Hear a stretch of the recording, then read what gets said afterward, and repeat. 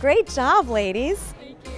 The goal of a science fair project is not to get the right answer, but to ignite a student's curiosity and their desire to explore the mysteries of the world. First, they have to come up with a question that interests them, something they want to find out more about. Junior Julia Knowles was interested in water conservation. I knew I wanted to do something that had to do with engineering, building something, and I knew I wanted it in my house. So Julia made a list of all the appliances in her home, focusing on the biggest water wasters. That led her straight to the bathroom. And a question: why not use recycled water to flush the toilet? So Julia retrofit the family's toilet with a drain pipe that used recycled water from the sink to flush. You couldn't shut the bathroom door for about 3 months. And that wasn't the only obstacle. There were many times where Julia just, like, I can't do this. There were a lot of ups and downs along the way. There were some things that I didn't understand. I had to go and research on my own to make sure I understood. Her hard work and perseverance paid off. Her project earned her a 4th place win at the Intel International Science and Engineering Fair. And I said, Julie, do you understand what's happening? And she couldn't believe it. You know, that's an amazing thing.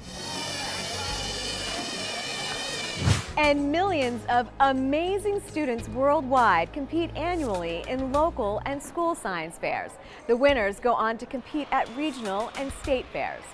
Let's hear it for Canada! The best and brightest, like Julia, win the opportunity to attend the Intel International Science and Engineering Fair.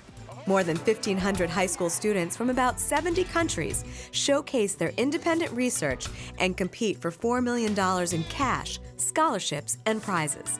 It really knocks you down a few pegs and shows you what other people can accomplish around the world, and it makes you want to even improve your goal even more. But it's not all work and no play. Students participate in social activities too. They trade emails and friend each other on Facebook. Among the most popular events is pin trading with new friends. All pins from all over the world.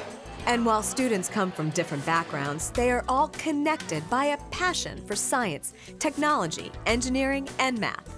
It was just really interesting to be around all these people who are passionate like you were. Fairs also introduce students to industry professionals who serve as judges. When they come up, they usually are pretty friendly, like they shake your hand and stuff like that. Some judges are former science fair competitors themselves. The first science fair that I ever entered, I was way out of my league. Judges volunteer their time and pay all their own travel expenses. I can really help these kids, even with the 10 minutes that I'm with them, understand their project better and give them some encouragement, some inspiration to dig a little deeper. It certainly kind of fuels my fire in helping me continue my science. Middle school is an ideal time to capture student interest and for young scientists and innovators to exhibit their talents at local and state science fairs.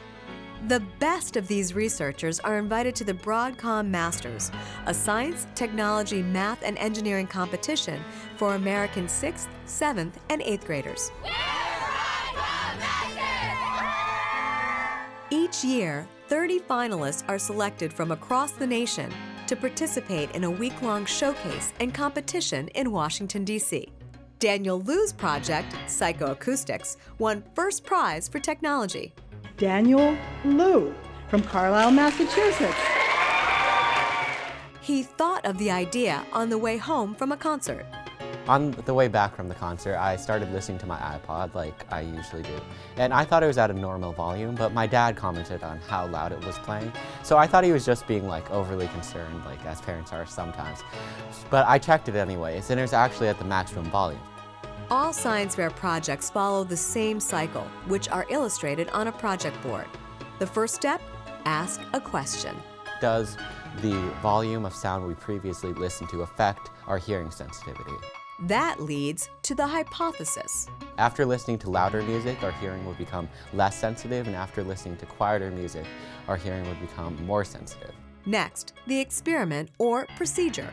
Tell me when to adjust it like louder or softer till it feels like normal and comfortable to you. Then analyze the results and draw a conclusion. I performed my experiment and I found that my results supported this hypothesis. For many kids, Science Fair is a turning point toward college and new career possibilities. In inner-city Boston, Science Fair fuels opportunities for minority students. Most importantly, I think it gives our students confidence that they have what it takes to be successful academically. Many kids here are the first in their family to attend high school, and English is their second language. Yes, that worked. Their projects are as diverse as they are. We're studying how space dust affects how we see stars from Earth. The great thing about Science Fair is that it meets every kid where they are, and it helps them to advance from where they are to a more skilled, more knowledgeable, more confident, more successful place.